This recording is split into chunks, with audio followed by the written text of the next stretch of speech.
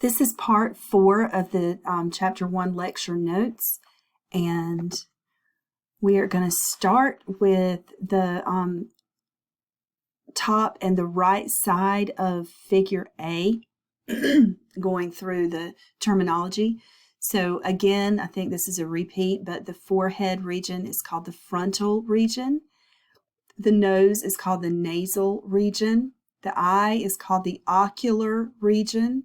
You can also see it called the orbital region, but I tend to use ocular.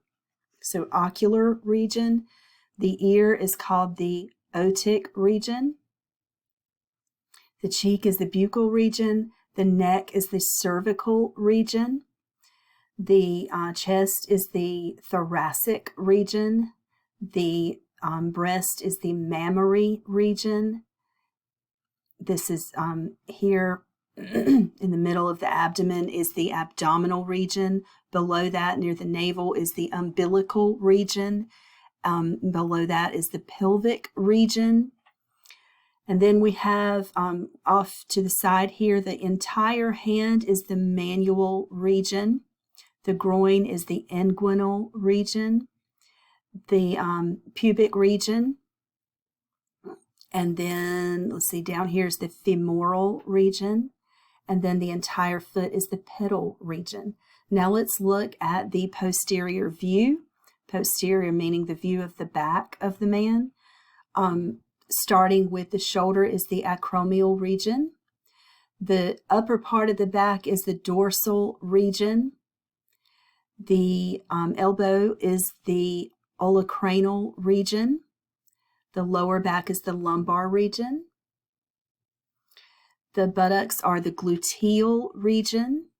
The back of the knee is the popliteal region, popliteal. And the calf, which is the back of the leg, rhymes with the crural. We call this the sural region. The heel is the calcaneal region. And then the bottom of the sole of the foot is the plantar region. Moving back up to the top, we already learned the entire head is the cephalic region and the neck is the cervical region. And then this just shows you the upper and the lower limb.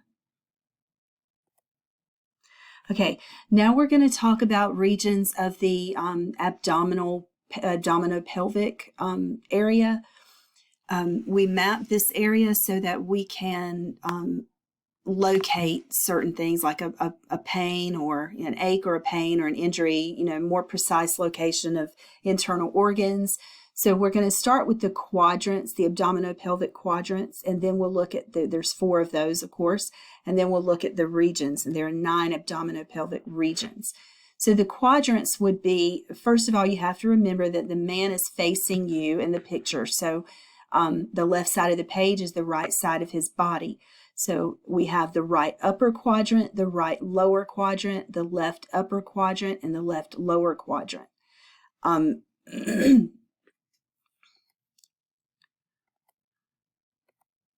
And we'll come and look at this again, but if you look at the purple lines in this image, that is showing the quadrants. So in the right upper quadrant, we can find the liver and the gallbladder, even though the liver kind of overlaps into the left upper quadrant. But most of the liver and the entire gallbladder are found in the right upper quadrant. The appendix is found in the right lower quadrant. The urinary bladder is found in both the lower quadrants, the right and the left lower quadrant. The spleen is found in the left upper quadrant. So quadrants are used though mainly to point out areas of pain or injury or that kind of thing. But then regions are more specific. So there's 9 regions, and these are a little bit harder to learn. So let's start in the middle. Okay, if you look at the back, this area of the anterior portion of this man, the front of this man, is parallel with the lumbar region of the back. So this is the same level on the body as the lumbar region of the back. So in the middle where the navel is, we call this the umbilical region. The very middle part of these regions, the very middle block, I guess you would say, is the umbilical region. And then to the right of that is the right lumbar, and then to the left is the left lumbar, because they are even with the lumbar region of the back. Then if you go lower, in the middle, we call this the hypogastric region, and it's in the same place as the pubic region. So it's synonymous with the pubic region. So hypo means below, below the stomach. You can think of it that way because gastric is stomach. Even though the stomach is right in this area, but sorry, that was the liver. The stomach is over on the left side. But hypogastric just means below the gastric or stomach region. So this is the hypo is the lower of the regions. And so hypogastric in the middle, then right inguinal because it's in the groin area, and then left inguinal. And then we go up to the top level of regions, the top row of regions. The middle region is called the epigastric region. And then to the right of that is the right hypochondriac region. And the only thing I can think to help you remember hypochondriac is chondra means cartilage, and there's cartilage in all these ribs. There's lots and lots of cartilage in all these ribs, and this area is kind of even with or below most of the ribs. So hypo below, chondra for cartilage. That's not a great way, but just that's how I do it. That's how I remember it. So the right hypochondriac region is like saying below the cartilage in the ribs. Right hypochondriac and left hypochondriac.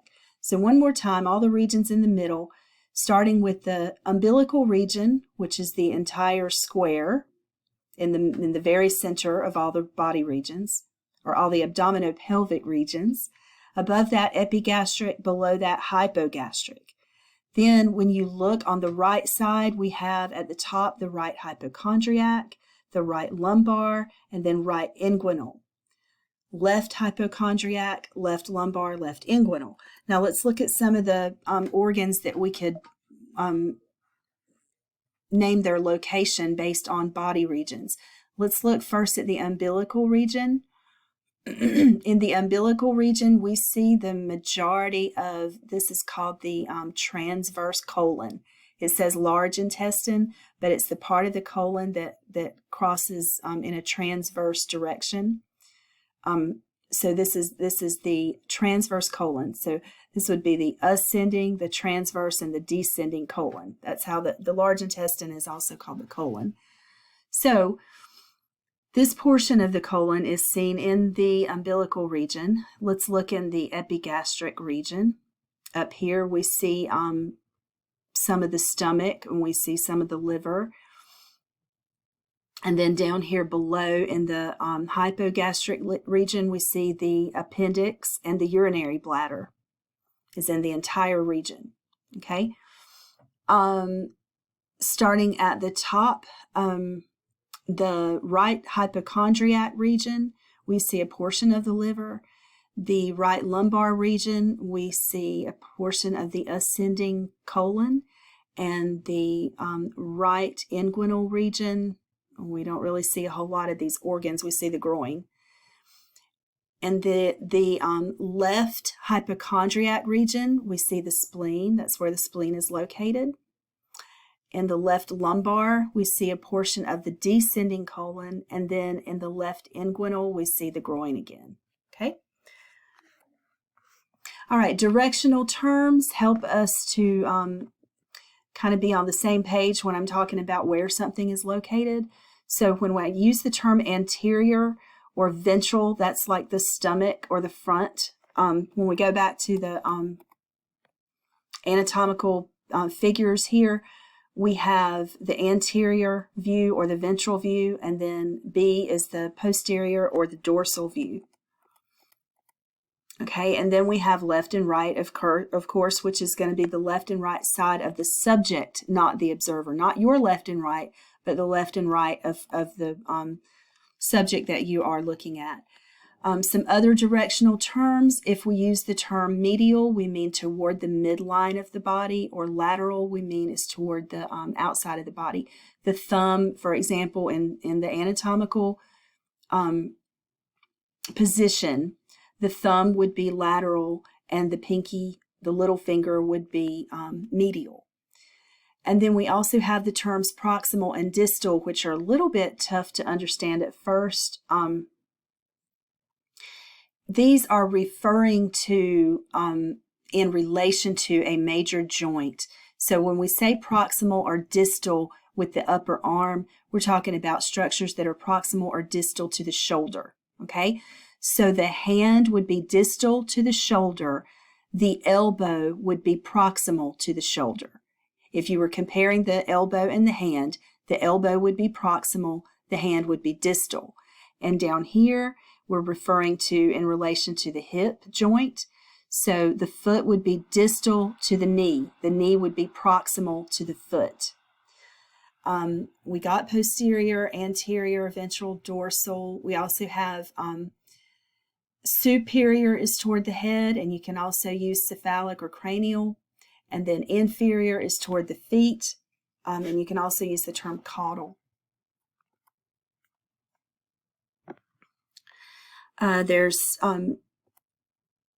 sectional anatomy, where we talk about the different planes of the body. Let's just look at the figures.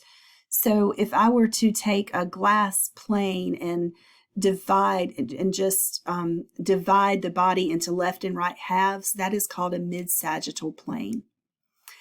If I were to, the green glass here, if I were to take a green glass and divide the body into upper and lower halves, that's called a transverse plane. And then if the purple glass, if I were to take a purple glass and divide the body into front and back halves, we call that a frontal or coronal plane. What section would separate the two eyes? And that would be, of course, if we come back and look at the blue glass, it's separating the eyes. So that would be a mid-sagittal plane. Okay, body cavities of the trunk. The body cavities are enclosed by membranes called serous membranes.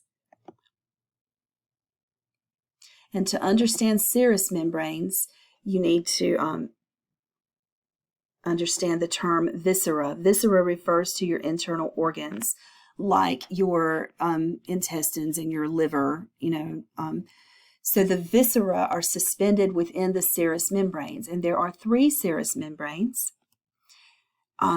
There is the, here we go, there's the pericardium, and that is the membrane, the serous membrane that lines the heart. And it's going to have a visceral layer that actually contacts the heart, because remember, viscera is the organ itself. So the visceral pericardium is actually touching the heart. And then there's going to be a space, and the parietal pericardium will lie against the outside. So there will be a cavity or a space in between the visceral and parietal layer called the pericardial cavity, and it will be filled with serous fluid called pericardial fluid. So, and this helps reduce friction as the heart pumps, as the heart beats. So basically, I was wondering if they had a picture of the fist. Basically, the way these work, okay, here's your heart. Here we go. Here's your heart, and the pericardium, the visceral pericardium, okay, so it's kind of like the serous membranes are kind of like when you punch your fist into a balloon. There's part of the balloon that's touching your fist, and then there's a airspace, and then there's a part of the balloon that's outside of that airspace. So the visceral layer is the one that's touching your fist, and the parietal layer is the one that's on the outside. So coming back to the heart, the visceral pericardium is the part of the pericardium that touches the heart, and the parietal is what lies on the outside. And then in the middle is called the pericardial cavity, and it is filled with pericardial fluid. We also have a peritoneum, and we have a pleura.